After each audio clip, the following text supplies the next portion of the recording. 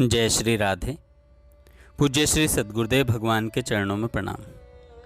पूज्य रुक्मणी बाई जी का जीवन चरित्र 9 सितंबर 1973 की बात है। सुबह 9 बजे श्री महिला संघ से बाहर आ गई। बाई सुबह 9 बजे श्री महिला संघ से बाहर आ गई।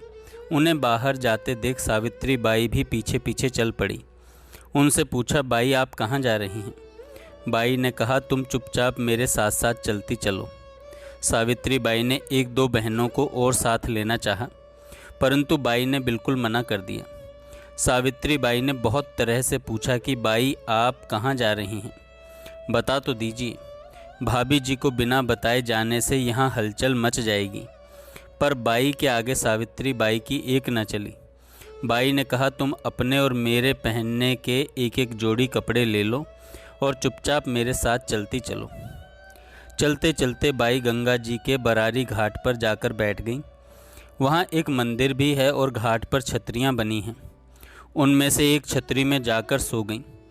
उस दिन श्री कृष्ण का छठी महोत्सव था। बाई की मान्यता के अनुसार श्री महिला संघ में षष्ठी पूजन रात्रि 10:10 पर होता है। सावित्री बाई के अथक प्रयास करने के पश्चात भी बाई दिन भर वहीं लेटी रहीं, न तो उठी और न ही स्नान किया। सायंकाल 7 बजे स्वयमेव उठकर स्नान किया और मंदिर में पूजा करके बोली, सावित्री मंदिर के पुजारी जी से कुछ खाने के लिए मंगाकर रख लो। सावित्री बाई ने पुजारी जी से जाकर खाने के लिए कुछ मांगा। वहाँ उषणा चावल और रसेदार सब्जी बनी हुई थी। पुजारी जी के घर से वही दोनों वस्तुएं पत्तल पर लाकर सावित्री बाई ने बाई के समक्ष रख दी। बाई बड़े प्रेम से खाने लगी। उन उषणा चावलों को बाई इतने चाव से खा रही थी मानो ऐसे स्वादिष्ट चावल बाई ने कभी खाए ही न हो। षष्ठी का व्रत होने पर भी बाई को इस प्रकार खाते देखकर सावित्री बाई मन ही मन बहुत ही कुढ़ रही थी। खाते खाते बाई ने सावित्री बाई के मनोभाव को ताड़ लिया और रहस्यमयी हंसी हंसते हुए बोली, सावित्री तू भी खा करके देख कितने स्वादिष्ट चावल हैं। बाई की आज्ञा का पालन करने के लिए बेमन से वे खाने तो बैठ गईं, पर ग्रास गले से नीचे नहीं उतर रहा था। बाई की आज्ञा पालन करने के लिए बेमन से वे खाने तो बैठ गईं, पर ग्रास गले से नीचे नहीं उतर रहा था। एक तो उन्होंने मोटा उषणा चावल कभी खाया ही नहीं था और दूसरे इस भय के कारण उनका बुरा हाल था कि घर पहुंचते ही भाभी जी को वे क्या जवाब देंगी। उधर भाभी जी प्रातःकाल से ही परेशान थी। चारों तरफ खोज करवाने पर भी बाई का कहीं पता नहीं चल रहा था। उनकी चिंता बढ़ती जा रही थी। सावित्री बाई के बहुत अनुनय विनय करने के पश्चात बाई घर चलने को तैयार हुई, पर अब रात के 10:30 बज चुके थे। वहाँ रिक्शा कहाँ मिलता। उस अंधेरी रात में दोनों पैदल चल पड़ी। बहुत दूर जाने पर एक रिक्शा मिल गया। रात्रि के समय उस सुनसान पथ में सावित्री बाई तो भय से काँप रही थी, परंतु बाई सर्वथा भय शून्य थी। श्री महिला संघ पहुँचने से पूर्व बाई ने सावित्री बाई से कहा, देखो सावित्री, घर पहुँचने पर सब नाराज होंगी ही, मैं तो मौन रहूँगी। तुम भी नीची नज़र करके चुपचाप सब सुन लेना, किसी बात का उत्तर मत देना। रिक्शा श्री महिला संघ के सामने आकर रुका।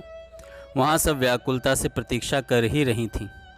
रिक्शा रुकते ही नर्मदा बाई ने गेट खोलकर देखा और बाई को देखते ही बरस पड़ी।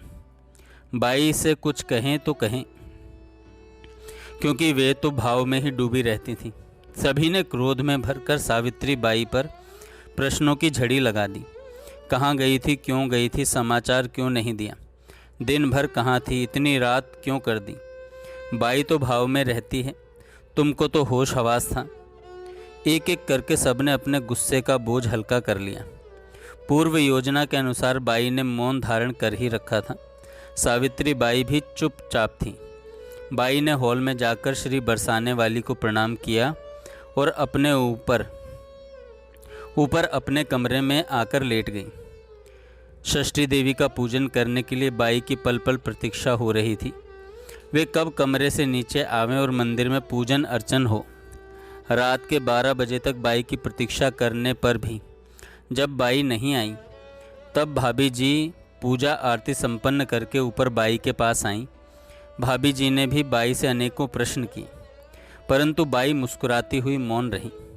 इस सारी घटना का रहस्य उद्घाटन हुआ 3 दिन बाद, जब श्री महिला संघ में भागवत पाठ करने वाली सुमित्रा बाई शर्मा ने आकर बताया, मैं अपने अस्वस्थ पति को चिकित्सा हेतु वेलोर ले गई थी। षष्ठी पूजन के 1 दिन पूर्व वाली रात्रि के समय वेलोर अस्पताल में ही उनकी मृत्यु हो गई। उनका शव अस्पताल वाले नहीं दे रहे थे। मैं मन ही मन बाई को पुकारने लगी, बाई इनकी मृत्यु हुई सो तो हुई, परंतु किसी प्रकार शव मिल जाए तो अंतिम संस्कार किया जा सके। मेरी प्रार्थना बाई ने सुनी और सायंकाल बहुत प्रयास के बाद शव मिल सका। सायंकाल लगभग 6 बजे दाह संस्कार हो पाया। वहाँ की कानूनबाजी के कारण शीघ्र शव मिलने की कोई संभावना दिखलाई नहीं दे रही थी। मैं ऐसा ही मानती हूँ कि यह बाई की कृपा से संभव हुआ।